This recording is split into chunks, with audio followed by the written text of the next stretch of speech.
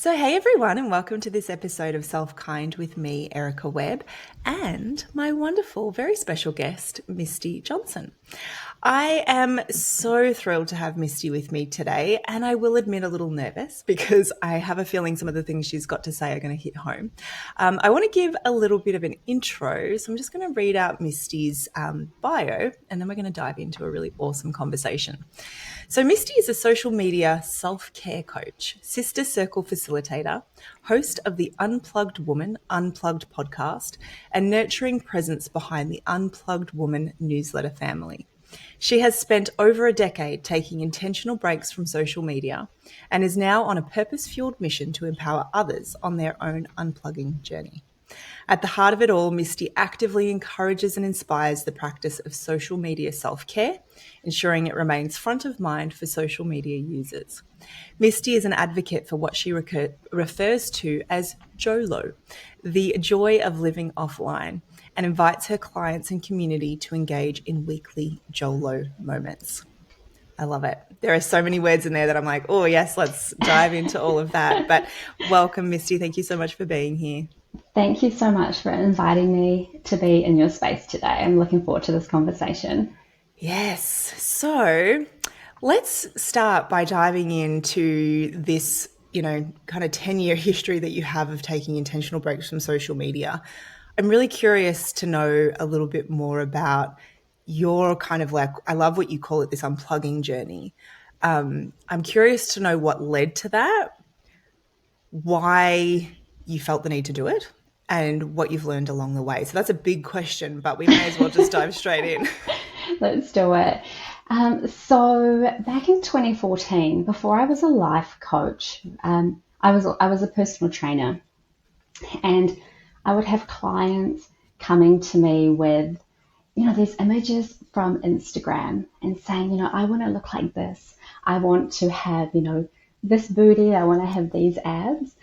And I could just see how, I guess, a little bit, upset they would be by this whole comparison sort of situation that was going on. And from that, the reality is that some clients' bodies are never going to look like how they look like on social media. That's the reality. But from that, what I took is that, well, if my clients are going through this, what would happen if I just guinea pig myself and take 30 days of social media? And so I did that. I took 30 days of social media, no Instagram, no Facebook, and I went through the motions of, initially those first few days, I would be picking up my phone without even thinking about it. And I would pick it up and I'd be like, oh, geez, I'm actually not even grabbing it, but it was just a habit that I had. And it, just that phone and that scrolling had become so habitual. And then from that, I noticed as the days and then the weeks went on, my head started to get clearer. I was able to hear my own thoughts, and there was just room to breathe. And I could actually feel like my shoulders like settle. And so there was this real sense of stress-free.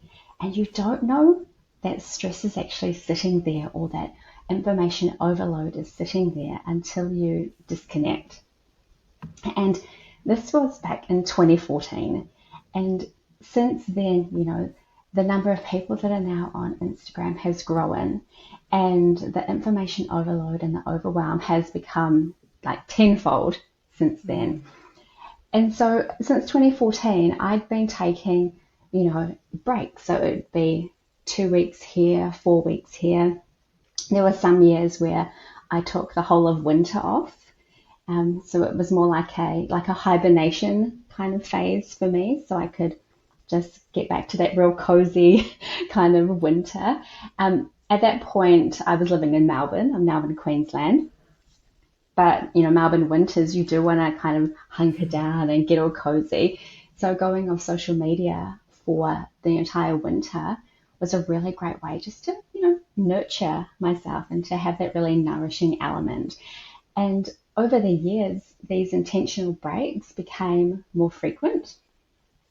And they just created this, as I mentioned earlier, like this space in my life without the rush, without the hustle, And I was able to just really settle and find like really grounded in that space. There's so much in what you just said, but I'm really struck by this idea that you almost didn't know how stressed your body felt or how stressed you felt until you felt the contrast of that. Yeah. And I think that is incredibly interesting. And I think that's often true in a lot of different areas of our life where it's like, oh, it's the contrast of this is what that feels like, you know, to notice that maybe I was under a lot of stress that I didn't realize.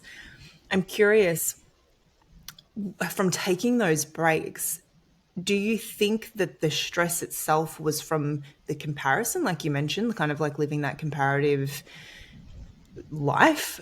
Do you think it was like you also mentioned information overload? Like, what do you put the stress down to in terms of, consuming on social media? Yeah, for me, more than anything, it's the information overload because it's constant. There is no break. Comparison or comparisonitis is what a lot of people refer to it. That wasn't so much one of the things that led me to feel stressed. When it comes to social media, I'm not one of those people that compare. I see what I see on social media and I take it as either I feel inspired by it. So I really differentiate between what I feel inspired by and what I'm being influenced by.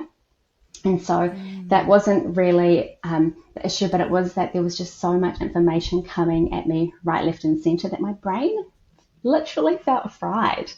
You know, and I felt wired. And, you know, our body can only take in so much. And, you know, I was dropping into bed at nighttime and I was just like, oh, wow, you know, your brain's still buzzing because you haven't given yourself the time to wind down. And, you know, I'll admit that back then I was one of those people that would have my phone next to me in bed. So it was the last thing I was doing before I was going to sleep and the first thing I was doing when I would wake up in the morning. Yeah. I will admit that it is the last thing I do before I go to bed and pretty much the first thing I do in the morning, which, like I said before we hopped on and right at the beginning of this, I'm like, oh, I know that for me, some of the stuff that we're going to talk about is going to be a bit of a hard truth for me for sure. And I think that's one of the things that I want to talk about, because one of the things that I've loved in looking at your content and looking at your website and listening to you speak, I've listened to your podcast, and I think that one of the things that's so lovely about the way that you talk about this is through this lens of self-care. Because I think that sometimes we can get a little bit stuck, and this is something I talk about a lot, but this idea of like living in all the shoulds, right? And there's so many rules about all the things we need to do that are going to be good for us and the things that are, you know, quote unquote, not so good for us. And it can feel very stressful to try to align ourselves to all of these rules. And it can make us experience an awful lot of shame, right? To be like, well, I do that, so then I must be bad. And so I love this lens that you have of actually talking about this as being a self-care practice. So I wonder if you can talk a little bit more about that. Like, how do you see social media self-care? And how important is it that we look at it through that lens, right, of self-care rather than just being either good or bad? Yeah, and social media self-care is just something that I feel like I kind of stumbled on because at the heart of it, that's what I do, and that's what I encourage and actively advocate. But the foundation of social media self-care is about creating an intentional, healthy relationship with social media, and that looks like prioritizing, supporting, and promoting, your health and well-being while you navigate these social media spaces and online spaces in general, I guess. And when you do that, when you start prioritizing yourself, you create an awareness around what your relationship with social media looks like. It also gives you an idea of potentially what it could look like or whether or not you want a relationship with social media at all. And that really starts with, you coming back to being the priority rather than you thinking about, so-and-so famous couple on the other side of the world walking down the streets of New York. You bring it back to you. And it's important because you're important. You know, we are important. And so we really need to start prioritizing ourselves before jumping into social media, before, scrolling online, and even to the point sometimes just picking up your phone to go on socials as well. Which, like you said, is so habitual, right? A number of times that I would just be like, why is my phone in my hand? Why am I here? Like, I'm not even sure why I picked this up. That is a very real challenge that I think we all face. And I think it's interesting, our generation, kind of lumping us in the same generation, I'm not even sure that we are, but, our kind of realm of generation, we kind of grew up like I grew up. I think I was maybe 17, 16 by the time kind of mobile phone usage was a thing. And even then, you had to send multiple text messages to get like one text message out. It was per character, and there was no smart elements to those phones. But I often think about the fact that we're navigating a territory that we didn't have demonstrated to us. We're kind of like the first ones trying to figure this out. And then we've got, our kids coming up, and we're trying to figure out how to model healthy behavior for them. And we don't know how to do it ourselves. So I find this a very interesting sort of dilemma. One of the things that I want to circle back to is you mentioned, kind of prioritizing yourself and having to take that perspective of like, no, I'm important. And one of the, not objections, but one of the things that I kind of heard in the back of my head that I think maybe people could relate to is this feeling that we engage in social media to prioritize ourselves. Right? This idea that I get some pleasure, I get joy, I get beauty, perhaps, I get inspiration. You mentioned inspiration versus influence. And I know that, to take a sort of slight sidestep and then come back, you mentioned in one of the podcast episodes that I've listened to that you took like a whole year off Instagram, which I'd love to talk about in a moment. Yeah. But you didn't take that same amount of time off Facebook because you had a different relationship with that platform. So I wonder if you could talk a little bit about, I guess, that kind of interesting area where perhaps we do get something from it, right? We do get some level of, like, I've made amazing friends through my time on social media. I'm curious to know your thoughts around, how do we figure out, I guess this is probably a better question, like how do we figure out the elements that are supporting us, maybe the way that we think they are, and then the elements where it's like, maybe you haven't seen this, maybe you haven't felt this, but this, how can we pick up on those bits that perhaps aren't self-care related? Yeah. So I'm still in my year off Instagram. So that kick-started on the 1st of May 2023, so last year. So I'm still in that intentional year off. And what prompted that was I could feel myself starting to get a little bit like overwhelmed. There was that overwhelm. When I've spoken about it before, there was just so much noise, and it was really tricky to discern between, what were my feelings and opinions and those of others. Like, am I taking this on because someone else said it? Am I having this opinion because someone else is saying it? And there was also a lot of same going on through Instagram. And so that was one of the reasons that I took a year off Instagram. And it was something I just woke up one morning and decided, I'm going to take a year off Instagram. And it was an intuitive kind of, there was a really deep guttural knowing, like, just take a year off Instagram. And there was no doubt at all. But I did go through a planning process to kind of ease myself out of Instagram so that my community, and I owe it to my community to do that rather than just not show up one day. And then contrast that to me still being on Facebook. So I do still use Facebook purely because I'm in groups that I have paid to be part of programs and courses. And there is content in there. There are live trainings in those groups. And so Facebook for me doesn't have that same, element that Instagram had, because I'm not in there. I think I've got like 2 friends on Facebook, maybe 3. but it's purely for, I guess, now a learning tool, and it's a resource that I use to go into those groups, and there's probably like 5 of them that I engage in. But yeah, for me, that's the difference. Like I can feel it in my body. I can feel Yeah. the difference. And when it came to Instagram, I had so many stories in my head that said, you need to be on Instagram or your business is going to fail. Mm-hmm. You need to be on Instagram to promote and be visible, and you need to be showing up in this space because everyone else is showing up in this space. And once again, it was that should that you spoke about at the beginning, like you should be doing this. But those shoulds didn't really align with how I was feeling inside. And so once again, that was me taking that step back, saying, I need to prioritize myself here.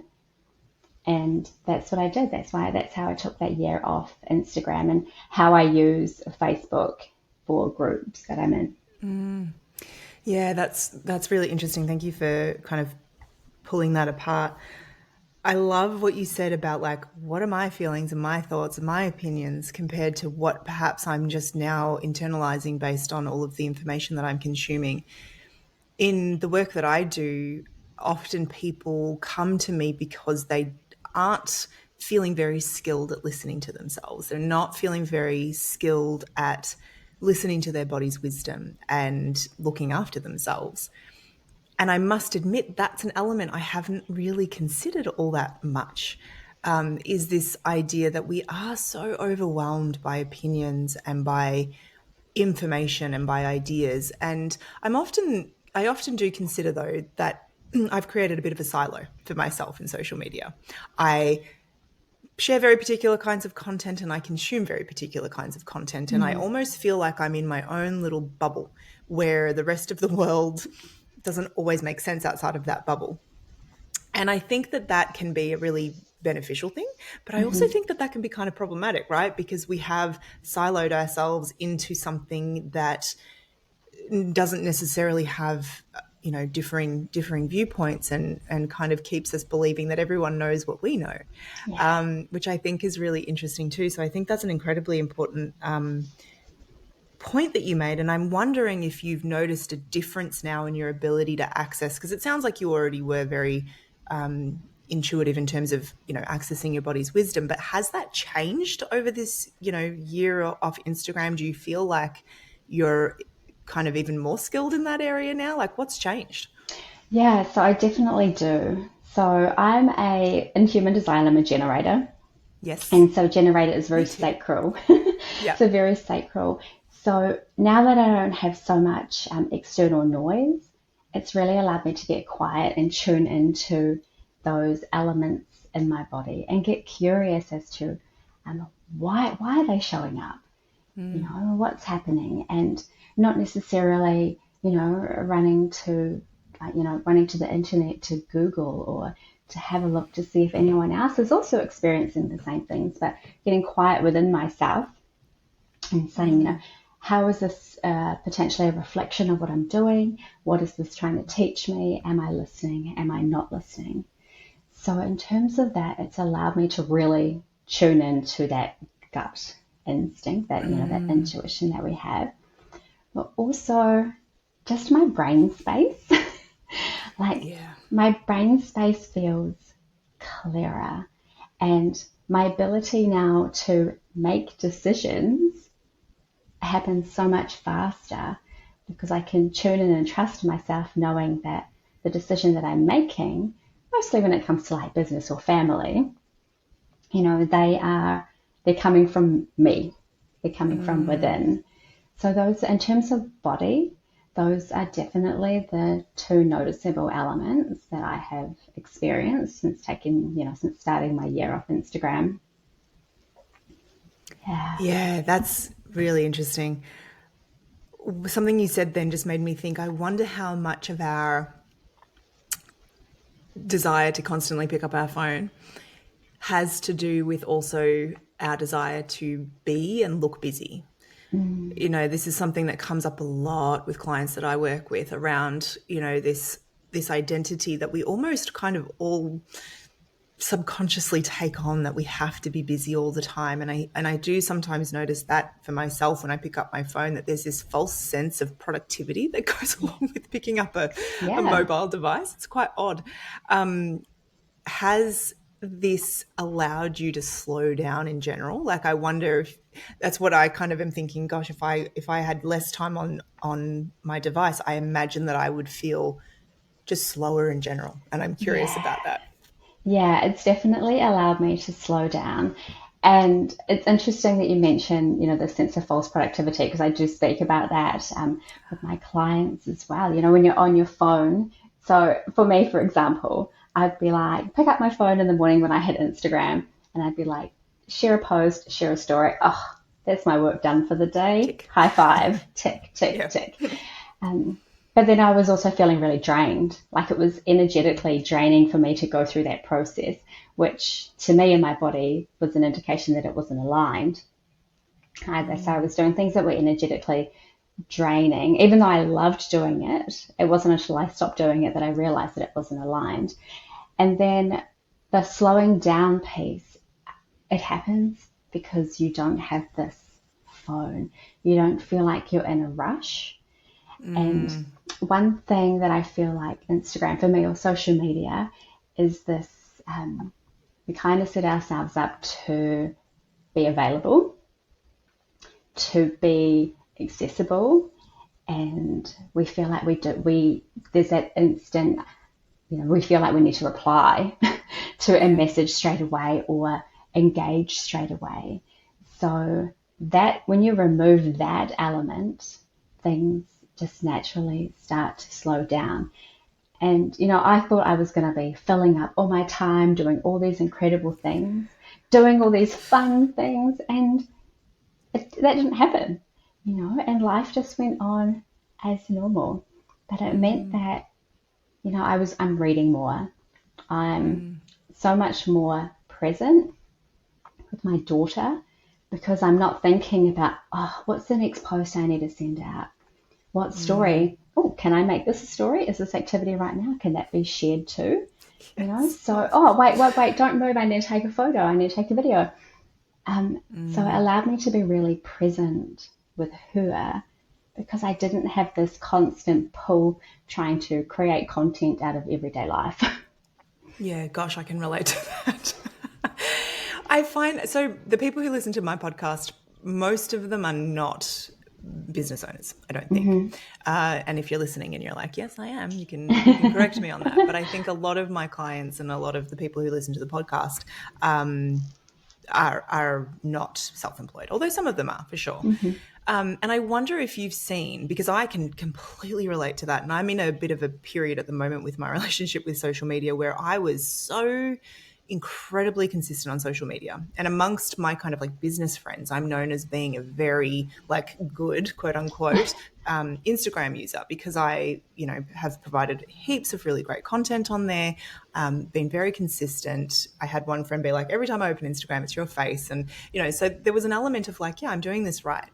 And then over the last few months, I've noticed that the days in between my posts have gotten, further and further apart. I have that sense of like, oh, wow, what do I even have to say anymore? Because there is that sense of every time I open my phone, somebody else is saying something kind of like me, right? Like, not that they're copying me or anything like that, but just because I've created this echo chamber for myself. And I wonder what your experience is, because I imagine that when you are not running a business on social media, but you're there simply to look at cool things, that maybe that same pressure to share your life isn't as compelling, perhaps, because you're consuming more than you're creating. Yeah. I wonder if you've noticed a difference in that, or perhaps you only work with business owners, I'm not sure, but have you noticed a difference if you're kind of just consuming versus consuming and creating?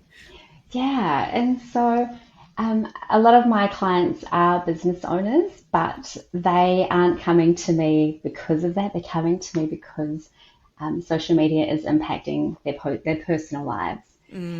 And so what they're wanting to do, and what I see, is that people actually like sharing on Instagram. Yes. Like they do, they get a joy. They get joy out of seeing their friends sharing, or or their colleagues sharing things, and so it's not so much that social media is that space where there's that expectation or that should. It just so happens that we have created this kind of container around social media where we have to be showing the coolest things, and we have to go to be showing up, and and showing people that, hey, our life is amazing. Where I know personally, and from people that I've spoken to, it's the behind the scenes mess that often is so much more relatable. So the difference between using it for like a personal element, it does create joy, and and some people, they'll only be sharing that information with a few people, whereas when you're in a business, you're sharing it far and wide, and you want to be showing up and being like professional, whatever that means. That you're really polished. So in terms of that, business personal kind of aspect, people are going on there to share things personally with the intention to share it for joy, rather than the intention of, hey, look at me, look at me. Yeah. There's a difference between those two, between these two things. Yeah, absolutely. And I know as a creator that trying to find that balance between, hey, here's my real life and I want to keep some of my life off the internet can be really tricky too, because that's one thing I've always been very conscious of, is like, if I'm going to show up on social media, you're going to see the full human version of me. You're not going to see just the bits that I want to curate. But at the same time, I'm not going to show you things that feel particularly private or vulnerable, or because of the way that I work with people, potentially even unprofessional. And I say that with like, I don't really believe in this idea of professionalism, but potentially, as a counsellor, sometimes there's certain things that we just, aren't supposed to say and do, and, whatever, like not say and do, but in terms of maintaining a professional boundary. Yeah, So absolutely. we have to be, mindful of that. But yeah.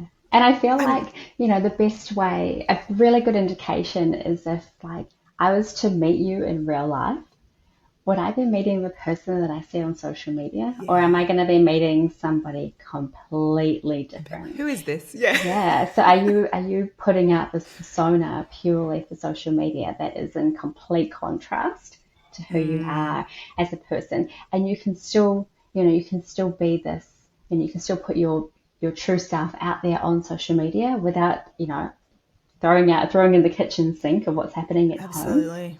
But it's also that energetic exchange that takes place. So is the energy that you're putting out on social media, is that reflected in your day-to-day life? If I was to meet you, at a workshop, at an event, or in the street? I'm curious to know, and I'm just trying to think how to best ask this question, but I'm curious to know if you're working with someone and they decide that, no, like I do get joy out of being on social media. So this is probably where I'd put myself, right? Like I actually don't want to leave. I don't want to leave social media because I do actually really like the relationships that I've formed there. I do actually really like being able to share my work. However, I also know that there are elements that no longer feel self-caring to me. I feel like there is room to make my relationship with social media work better for me. So I'm wondering, you talk about being unplugged, and I know you've also talked about like unplugging from things that aren't social media, which we might touch on in a moment. But does unplugging always look like complete abstinence? Like No. where's the spectrum here in terms of how we can unplug in various ways that are still supportive of perhaps our desires to be engaged with the communities that we have on social media? Like I even think I love to look at artwork and like pigs doing funny things on social media. Like I like, there's an element of joy there, but how do you balance that desire with the self-care element, and like how do we navigate that? Because I think we're a very all or nothing type of people a lot of the time, and it's like, well, I'm either in it or I'm out. But where's the grey? Yeah, so great question, because everyone's relationship with social media is different, which means the way that you unplug with social media is going to be unique to you too. And so for me unplugging, I made an intentional choice to take a year off. And that was a lifestyle decision. It wasn't an experiment. And for other people, it's about creating loving boundaries, setting boundaries from a place of love for yourself and creating those boundaries in a way that are sustainable for you as well. Like if you know that you're going to be on your phone between 9 and 10 in the morning, like do it, and don't feel guilty about it, but create that space and those boundaries saying, this is my hour, and it's going to be, and it's going to be me scrolling, or it's going to be me engaging and connecting. Or the other thing is that if you're using social media for work, like use it for work, like don't bring it out into your personal life. So don't do it outside your 9 to 5 or whatever business hours you have. And there's 2 prompts that I love using as a practice. And, one of them is, do I have the energetic capacity to consume the content that's going to show up in my feed today? And that's a very, that's a self-care check-in for yourself. Do I have the energetic capacity to potentially see, handle, work with whatever's showing up on my screen today?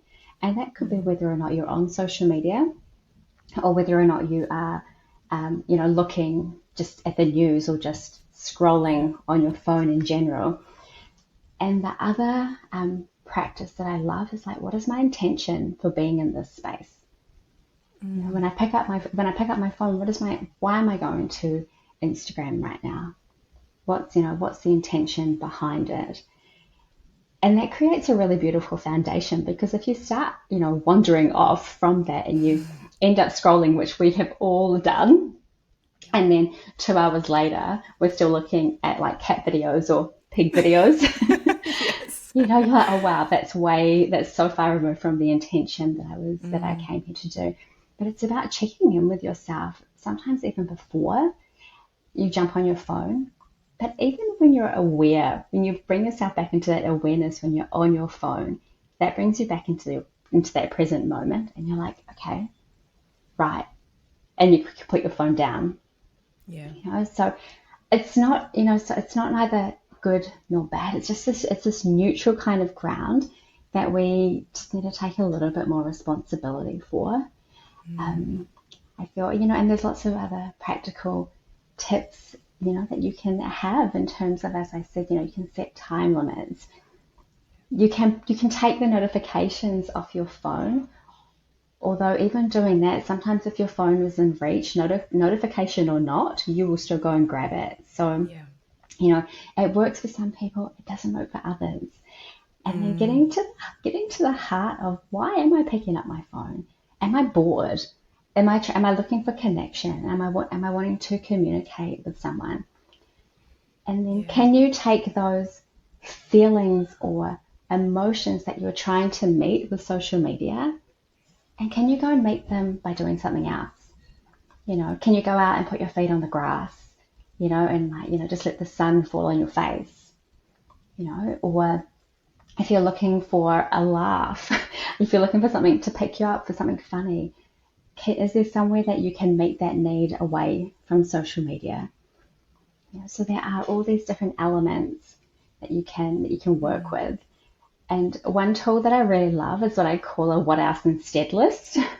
So you're right. Can you say that again? You can call it whatever you want, but I call it a what else instead. So it's, love that. Yeah. a list of, things like, what else can I do? What else can I do instead? And rather than turning your what else instead list into a to-do list, like turn it into things that, you want, that are kind of fun, or, otherwise it's going to end up with do the laundry, clean out the linen cupboard, and I know what you're going to pick over cleaning out the linen cupboard or doing the laundry. So, creating a what else instead list so that you pick up your list before you pick up your phone. And there's all these really beautiful practices that you can go to that really prioritize your self-care. And as I say, it's about like choosing self over socials and just allowing yourself to be prioritized over, like I said earlier, so-and-so famous person having, I don't know, mangoes on a beach, because, or, talking and connecting with the people within your four walls who you may not have spoken to all day, but you're dedicating time to your phone. So there's a really beautiful balance that you can have between being on social media and, being offline as well and unplugging.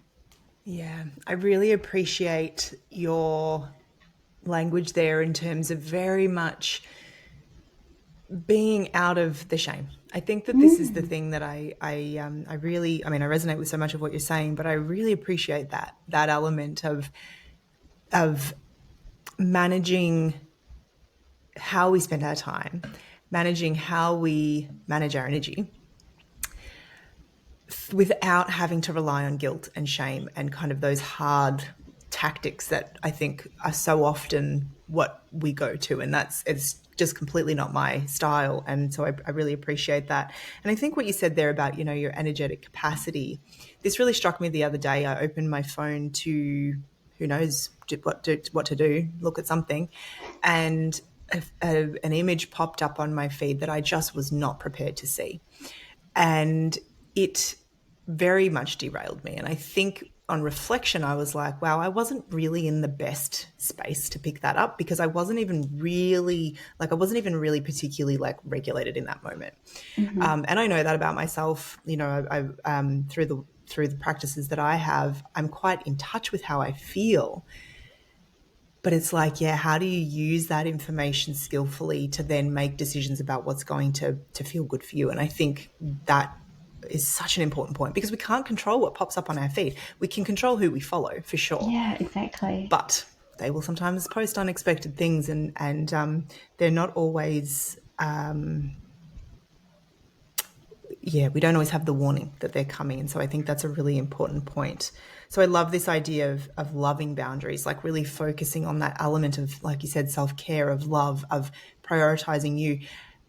And that, I think, is at the heart of why this can be so hard, because we're not, as a very broad stroke general statement, we're not very good at prioritizing ourselves. We have to feel worthy of that, right? We have to feel like I am worth that. So I wonder if you have any thoughts around that, around,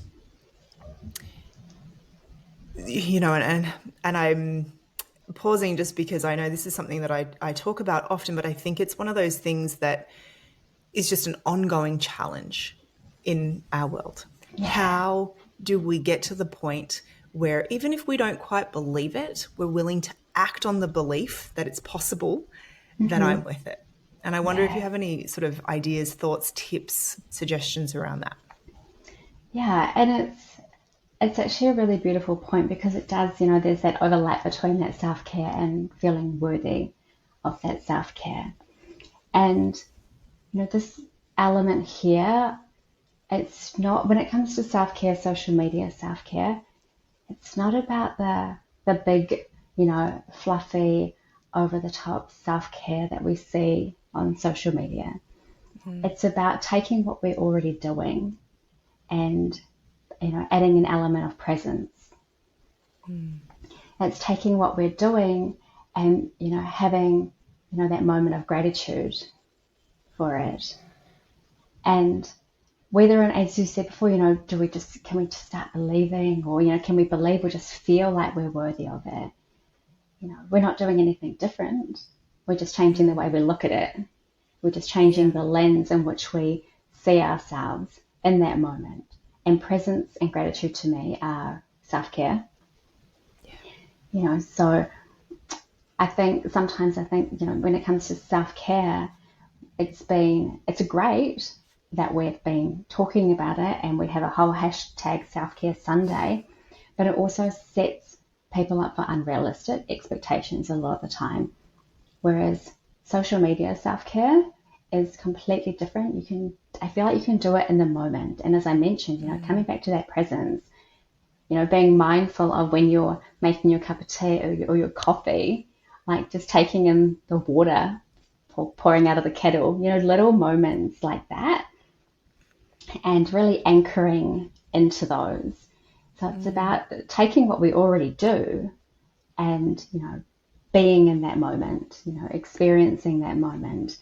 And like I hand on heart believe that's right at the basis. It sounds really simple, but I think it's that simplicity of self-care that we kind of need to get back to, because that simplicity makes it sustainable. And when you create that sustainability, you are a lot more likely to continue it and to, incorporate it more into your life. And so, and the more that you do that, the more that you take these small little actions of self-care, the more kind of evidence, or you create an evidence bank for yourself that actually, what, I am worthy of standing here for 3 minutes while the kettle boils and just taking a moment. I am worthy of going outside and putting my feet on the grass and letting the sun fall on my face. So it's these tiny little actions that really have the biggest impact. Sure, you can go and have your big giant bubble bath on a Sunday afternoon, amazing. But if we can take these daily actions to create these really beautiful practices and rituals around self-care for ourselves, that's where that impact and the benefit is really going to shine through. Oh, love it. Speaking my language. I love it so much. I often talk about this idea of thinking of self-care less of, a to-do list and more of a way of being. And I think that speaks what you've just said there about like presence being self-care. It literally just like puts that into the most beautiful little package, because it is how we respond, right? Like, do I have the energetic capacity to be here right now? What would be supportive to me? It takes the to-do list element away from it and really brings it into like what is happening for me right now. And I think that the way that you've just described that is beautiful. So thank you. Exactly. And in those moments, you don't often have your phone. No. You don't have your phone while you're making a cup of tea or a cup of coffee. And I often wonder, and there's zero judgment here, but people who take photos of their relaxing baths while they're sitting in the bath with their phone, and I know each to their own, and everyone, shows up and does what they need to do. But it's also nice to have those moments to yourself. Absolutely. It's interesting. That makes me think of one of the areas that I really struggle with social media is that, as someone who provides or makes content and shares content on the internet, so often it's very valuable for people to see how you do self-care, right? So what does this look like in my life so that I can share it with other people? And that's one thing that I have a very hard time doing, because if I'm going to lie down and do my movement practice, as soon as I put a camera on myself, it's a different practice. It's not the same. And so I very rarely show those behind the scenes actual movement practices that are just for me, because as soon as the camera's on, the practice changes. And I'm so aware of that. I'm like, wow, I'm not really as present to myself right now because I'm very aware of that camera. Even though, 99% of my work is on a camera and I'm comfortable there, it's fine. But it is very different once we make the decision it's going to be consumed. Absolutely. It changes that whole dynamic to like how you present yourself, everything changes. And even that, and I spoke earlier about that energetic exchange between, we can feel what comes through a camera. Totally. I mean, will never ever top being in person, but we can feel that energy. So the dynamic really does shift. Yeah. This has been so good. I'm like, do I ask you another question or do we do a part 2? This has been so fabulous. I guess I do just want to finish with one question, because when I sort of introduced you in your bio, you've got this term JOLO, joy of living offline. And I wonder if you could just tell us a little bit about that. I think you've peppered it in anyway, but if you want to kind of define that a little bit for us, that would be amazing. Yeah, so JOLO, as you mentioned, joy of living offline, um, it's a permission slip. It's a gift to yourself to be and enjoy moments purely for the moment. It's about releasing that pressure to get the perfect angle, take the perfect photo, and then to share it. Like taking in that moment without feeling like, oh, who's going to see this? What's my caption going to be? What am I going to use? But really pausing in that moment and, you know, giving your senses, activating your senses as well. Because, when you're looking at something through a screen, whether you're taking a photo, creating a video, you're not present. You don't get to drop into your body. You don't get to, experience like the sounds around you, or, you don't get to feel what's going on because your brain is occupied trying to focus on something else. So the joy of living offline is all about taking those moments, your morning walk, if you're like watching sunset or sunrise, or even if you're out doing your gardening, just really pausing and acknowledging that moment for what you've got, for what it is. And as I mentioned before, that gratitude, that element of gratitude. And that's what JOLO is. It's really beautiful and simple. And, sometimes before I jump on a call, just the practices of being in that moment before I turn on my camera to do a call, or just being in that moment and acknowledging that this is a moment that I can just be right now for myself. Yeah.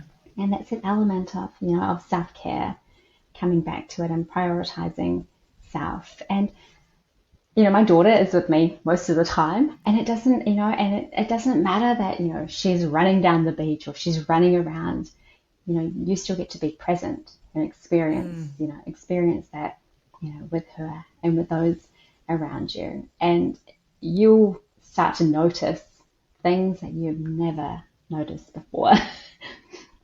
So yeah. Any moment, just take a moment just to be without your phone, without thinking what you're going to share, what you're going to post. Is this going to get how many likes or sees on stories or reels, but just appreciate it.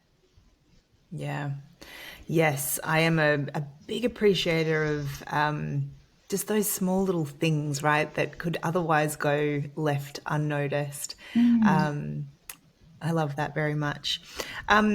I do have my eye on the time, but I want to ask you one last question, which probably is a bit of a prelude to part two if you're open to it. But I would love to just ask you about the sort of bigger concept of unplugging. Because I know that you speak of unplugging from social media, but you also talk about this idea of just unplugging from things that are not supportive. So whether they be ideas or beliefs, do you want to give us like a bit of an overview of what that is? Because I think it's a really wonderful way to kind of take this concept a little bit further, especially if people are listening and going, okay, I don't really want to completely unplug from social media, but I think what you talk about there gives some context to the edges and the grey in this area. So that would be awesome. Definitely.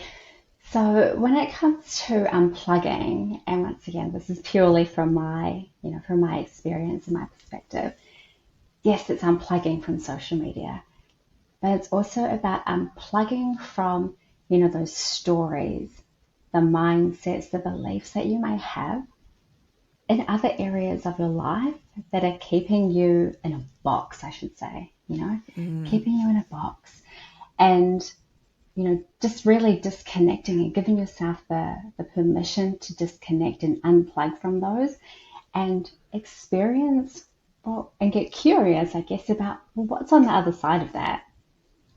What's on the other side of me unplugging from this story. And prime example for myself was I had, like I mentioned earlier, I had a story in my head that I needed to be on social media for my business. Yeah. I needed to. And I was like, there's no way I can have a business without social media. But what I've realized is that actually on the other side of that, I can. I can unplug from that. And I realized as well that everything that I do on social media, I can do without social media. So we go to social media to connect, to be in community, for fun, to experience, like belonging, to promote our businesses, to promote ourselves, to gather information. All of that stuff you can also do offline.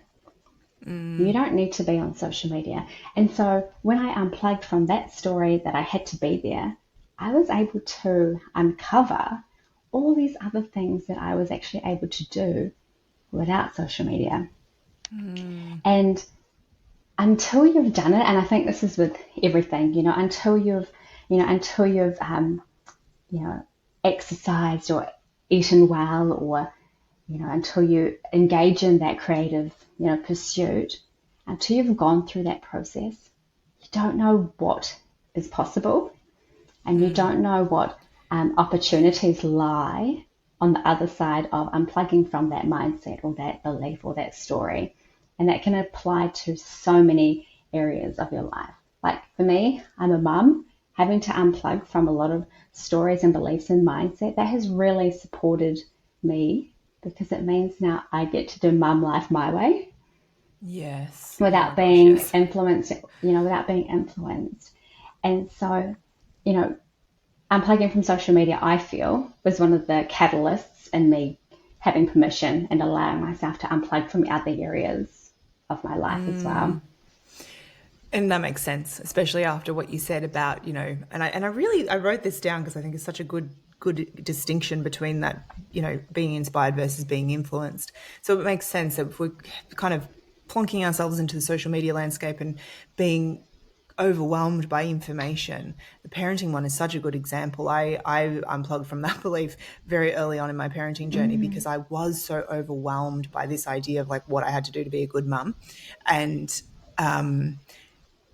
so I really resonate with that example, but I can imagine that there is just so many areas that could be applicable to, because again, depending on what experience you've curated for yourself on social media, there could be all sorts of topics that, you're being influenced over constantly, and probably keeping, it sounds like a really good way to sort of stay confused, I guess, because there is so much differing information and differing opinions, and maybe none of them are wrong, who knows, but there still can be so overwhelming. So it makes sense then that you can use that as a jumping off point to then unplug from some various ideas that aren't feeling supportive. So that makes really good sense. Yeah, thanks. Amazing. Misty, this has been so wonderful. I have enjoyed this conversation so much. Before we go, is there anything that you feel has been left unsaid, or anything that you want to reiterate, or any final thought that you want to leave us with? Great question. It's a big question. It is a big question. It does have to come back to, once again, ourselves. It really does. And taking also that responsibility for creating, that intentional relationship with social media, that healthy relationship with social media. And, just knowing that it's okay where you're at right now. It's okay where your relationship is at with social media right now. You're human. We're all human, and we're just going through that experience of what it is to be on social media right now. But also know that you have the ability to unplug from social media in a way that works for you whenever you want to.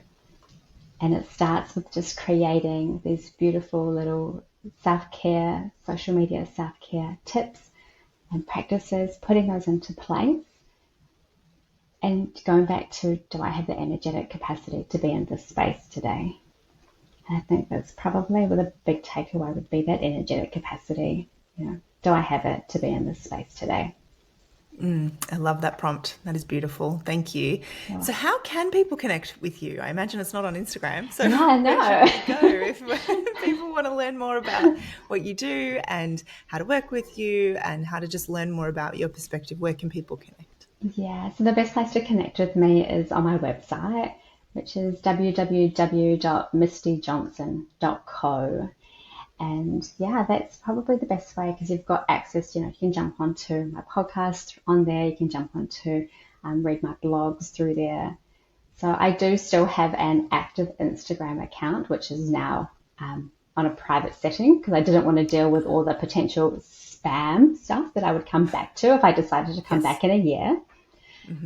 So yeah, if you do go there, it tells you, it says that I'm taking a year off, here's how you can connect.